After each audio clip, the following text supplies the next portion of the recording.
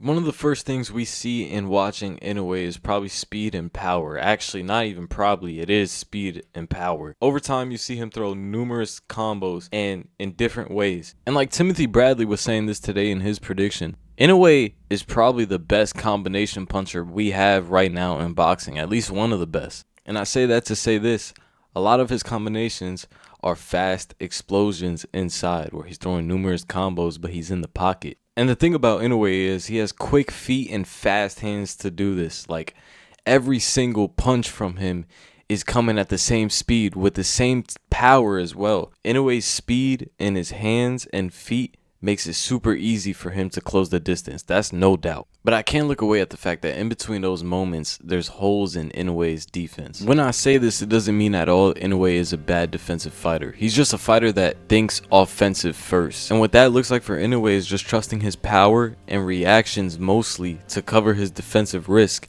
to get inside behind his combinations. Let's take a look at this sequence from Inoue.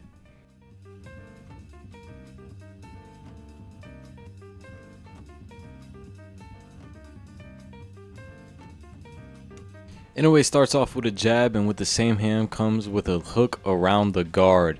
While his opponent is coming back and crossing his feet, he comes with a cross. Now right after this cross, he's off balance. If his opponent in this sequence had any awareness or any counter-punching ability or at least decent footwork to maneuver here, get an angle, and counter, he would be able to land on Inoue. In order to understand this in a more simpler way, I'm going to put it in 3 frames. One before the combo, one during the combo, and one after the combo. Before I show you this, you also have to understand the meaning, by definition, of what boxing timing is. Boxing timing is the ability to perceive and exploit the exact moment before, during, or after an opponent's attack to land effective punches or defenses. Now that you know that, keep that in the back of your mind, because for most of Inoue's combos, the best time to hit him is either before it happens or right during the process and sequence. Even before Inoue's opponent steps off here, he had the chance to throw that overhand on the ropes. Inoue leaves his hands down when he's exchanging on the inside and exploding with combos, fast combinations. It's very hard to catch him because he's so fast and his feet are so quick. But when you have defensive tendencies like that, it's also very easy to catch you clean. And that's what we see from Inoue a lot of times. If I were Junto Nakatani, I would have to know the fact that I'm either going to have to counterpunch him and be first. I think to beat Inoue, you have to have that timing down between when he's throwing a combo and right before he throws that combo. Let's look at Picasso. When he was throwing his shots and when he was throwing 2, 3, 4 punch combinations, he was actually landing on Inoue. And when he was throwing the right shots, he had the right openings. In fact, he had too much openings that he didn't take care of. But also, if you look at everything that landed for Picasso, you can see everything was landed before the combo or right during it. Obviously, with Inoue being a fast fighter that possesses power and that is able to step back and place his feet fast, you gotta disrupt the rhythm. Easier said than done to punch with him or to punch before him. Through hours and hours of watching Inoue, I come to find out that to break his rhythm is actually pretty simple. Especially when Inoue is going into the later rounds and it's a pretty long fight. That rhythm, pace, and volume starts to get predictable. In a pace that Inoue sets very early, what was overwhelming early becomes measurable late. After enough rounds, you feel the power, you see the speed, and you also see the same entries, recognizing the sequence that is there. Same small bounce with a jab step in, combination, then exit. And I wasn't lying when I said Inoue gets predictable, because he does. And any previous opponent of Inoue landed a good shot most of the times, and actually 9 times out of 10, Inoue will feel the need to return back with his own. And not just seconds later, but right after the opponent threw their combo and landed. If Nakatani or any other opponent in the future is a good enough counterpuncher for Inoue, they can set up traps by using their offense. If you're the one throwing first, landing first, Inoue's gonna feel the need to respond with his own, and in that you can find a counter. It was kind of the same way Terrence Crawford knocked down Errol Spence for the first time.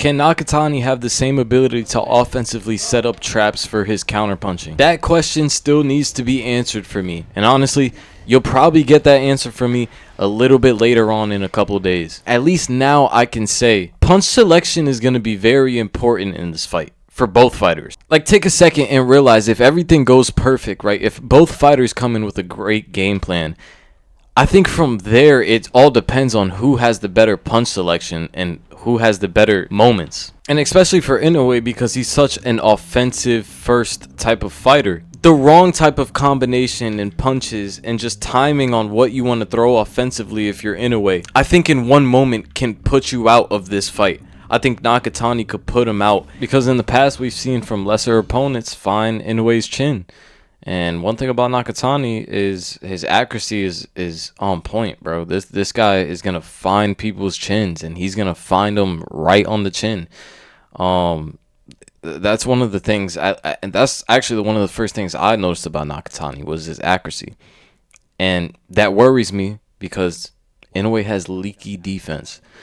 But the thing going good for Inoue though is the fact that he does have speed and power, and like I said, like, Inoue never is going to lose that speed and power. That's going to carry out. And that power could affect the timing. It could affect Nakatani's mental. Like, that also stings as well if you're taking multiple shots. If you're not even if you're taking them clean. If Nakatani's taking shots on the glove or like on the shoulders from Inoue, like, it's going to hurt. You know, he's going to have dead arms. Even though Inoue has defensive flaws here, he has a lot of advantages too, man. Having speed and power is something not a lot of people can have, and he's a hell of a good boxer too. His reactions are pretty much on point. It's just not Louis Neri in front of him this time. It's not a Stephen Fulton even. Inoue is still one of the best fighters in the world, of course, and pointing out his flaws doesn't change that fact. In fact, every elite fighter has something opponents can study, something they can test, something they can look at, something they can improve on. At the end of the day, bro, that's what makes boxing great. And I would say Inoue's strengths are stronger than his weaknesses.